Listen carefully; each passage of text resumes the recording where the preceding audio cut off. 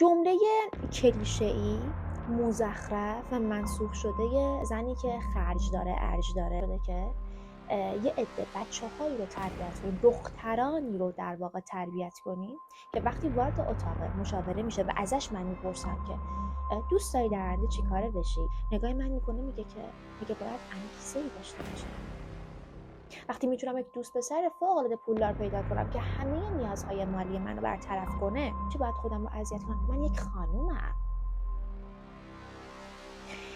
تقصیر اون بچه نیستا، تقصیر ماست، تقصیر امثال من و توه. زنی که برای خودش خرج میکنه، زنی که تلاش میکنه، زحمت میکشه، در واقع ارج داره، ارزشمنده. احساس ارزشمندی درونی از احساس مفید بودن میاد.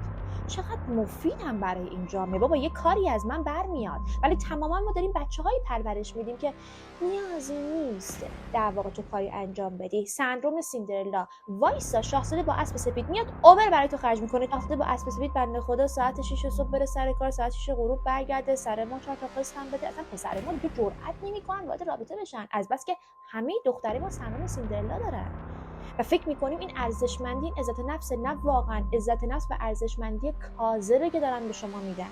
ارزشمندی باید از درونت بیاد، از احساس مفید بودن میاد.